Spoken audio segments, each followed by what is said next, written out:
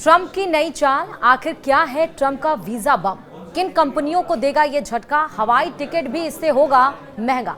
हम सब कुछ बताएंगे इस वीडियो में आपको विस्तार से। नमस्कार, आप देख रहे हैं न्यूज़ 18 का डिजिटल प्लेटफॉर्म और मैं हूं आपके साथ श्रुति श्रीवास्तव। अमेरिकी राष्ट्रपति डोनाल्ड ट्रंप ने एक बार फिर अपने फैसले से दुनिया में हलचल मचा दी है। पहले टैरिफ और अब H-1B वीजा पर लगाई गई $1 लाख एक्स्ट्रा फीस ने कई कंपनियों की चिंता बढ़ा दी है। सबसे ज्यादा चिंता भारत की बढ़ी है।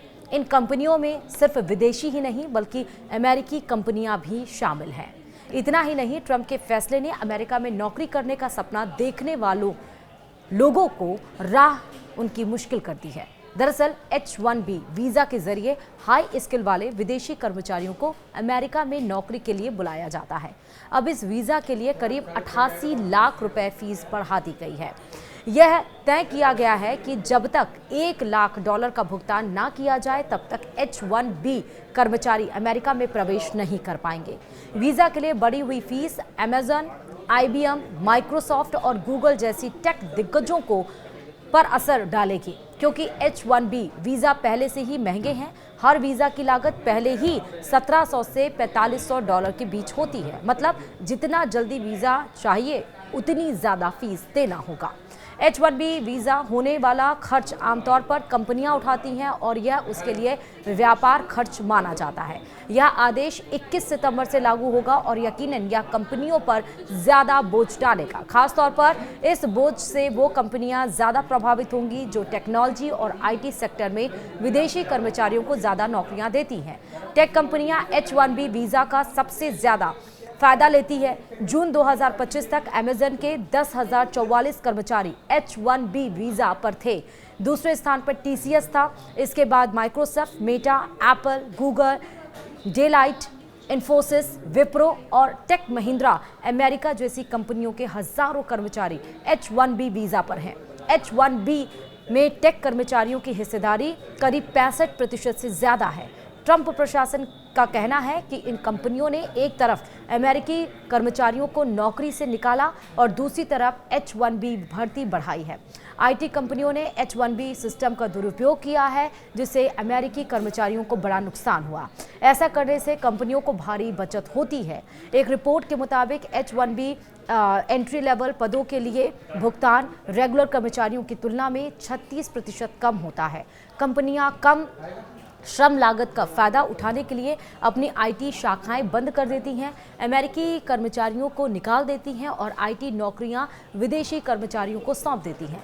आदेश में यह भी कहा गया है कि H-1B कार्यक्रम में कम वेतन वाले कर्मचारियों की अधिक संख्या कार्यक्रम की साख को कमजोर करती है और अमेरिकी कर्मचारियों की मजदूरी और रोजगार के अवसरों को नुकसान पहुंचाती है, खासकर एंट्री लेवल पर उन उद्योगों में जहां ऐसे कम वेतन वाले H-1B कर्मचारी केंद्रित हैं। दरअसल ट्रंप ने H-1B वीजा पर फीस बढ़ाकर $1 लाख यानी करीबन 88.10 लाख रुपए कर दिया है। यह नियम पहली बार या दोबारा अमेरिका में आने वाले सभी कर्मचारियों पर लागू होगा। इसे 21 सितंबर से प्रभावी माना जाएगा। इसे डेट के बाद अगर कोई कर्मचारी वापस अमेरिका आता है तो उसकी कंपनी को 88 लाख रुपए का भुगतान करना होगा। ट्रंप के इस फैसले के कारण अमेरिकी हवाई अड्डों पर अफरा तफरी मच गई है। ऐसी खबरें हैं कि जैसे यह ऐलान हुआ, कई भारतीय तकनीकी एक्सपर्ट विमान से उतर गए। इसके अलावा भारत में फंसे लोगों के लिए अमेरिका जाने वाली सीधी उड़ान की लागत में भारी उछाल आया है, क्योंकि एयरलाइंस ट्रंप द्वारा फैलाई गई अराजकता का फायदा उठाने की कोशिश कर रही है। वहीं अमेरिका में H-1B वीजा को लेकर नई बहस भी छिड़ गई है। अमेरिकी राष्ट्रपति डोनाल्ड ट्रंप ने हाल ही में एक जो बड़ा ऐलान किया, जिसके तहत अब कंपनियों को विदेशी कर्मचारियों को रखने के लिए हर साल $1 लाख यानी कि करीब 88 लाख रुपए तक की भारी भरकम फीस चुकानी पड़ेगी। तो इस फैसले के बाद पुराना विवादित ट्वीट करने वाले कंजर्वेटिव इन्फ्लुएंसर चार्ली किर्क फिर से चर्चा में आ गए हैं। चार्ली किर्क ही हाल ही में गोली मारकर हत्या कर दी गई थी। ये डोनाल्ड ट्रंप के सबसे खास और करीबी लोगों की लिस्ट में शामिल थे।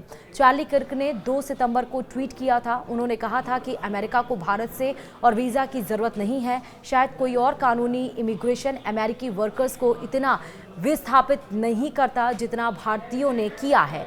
बस अब बहुत हुआ, अपने लोगों को प्राथमिकता दीजिए।